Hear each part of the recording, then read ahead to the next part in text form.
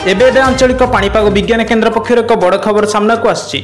सूचना अनुसार 11 तारिख में पुणी एक लघुचाप ओडिशा को आसुछि। प्रभाव में लगातार 3 दिन वर्षा आशंका नहीं 15टी जिला को येलो अलर्ट जारी कला पाणीपाग विभाग।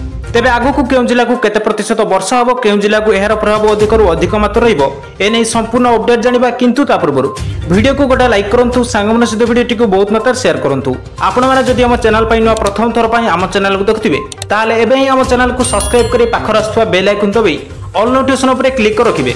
आपण माने हमर न्यूज को केउं जिला देखुछन्ती तळे कमेंट बॉक्स रे निहाती जणाइबे, जहा द्वारा जेबे भी जे कोनसी लेटेस्ट पाणीपाग सठिक सूचना आपण माने हम चैनल माध्यम सर्वप्रथम देखि परिबे। तेबे चलंतु आ लेट न करी वर्तमान खबर उपरे नजर पकेबा।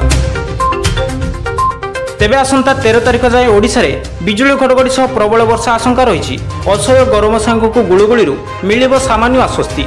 जून 13 तारिख जाए राज्य में बिजुली घड़घड़ी सह वर्षा हेबार आकलन करिछि आंचलिक पाणीपाग विभाग। आसंता 24 घंटा मध्य राज्य में समस्त जिला को मध्य बिजुली घड़घड़ी सह प्रबल वर्षा पई वार्निंग जारी कर दैछि। जून 10 रु 13 तारिख मध्य गंजाम, गजपति, रायगड़ा, कोरापुट और मालकानगिरी जिला को प्रबल बिजुली घड़घड़ी सह वर्षा पई येलो अलर्ट जारी कर दैछि।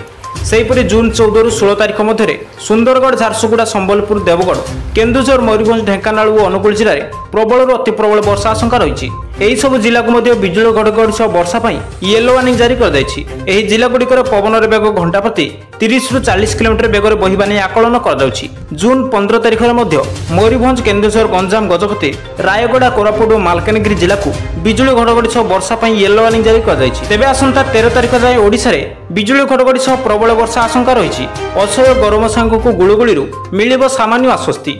जून 13 तारिख जाए राज्य में बिजुली घड़घड़ी सह वर्षा हेबार आकलन करिछि आंचलिक पाणीपाग विभाग। आसंता 24 घंटा मध्य राज्य में समस्त जिला को मध्य बिजुली घड़घड़ी सह प्रबल वर्षा पई वार्निंग जारी कर दैछि। जून 10 रु 13 तारिख मध्य गंजाम, गजपति, रायगड़ा, कोरापुट और मालकानगिरी जिला को प्रबल बिजुली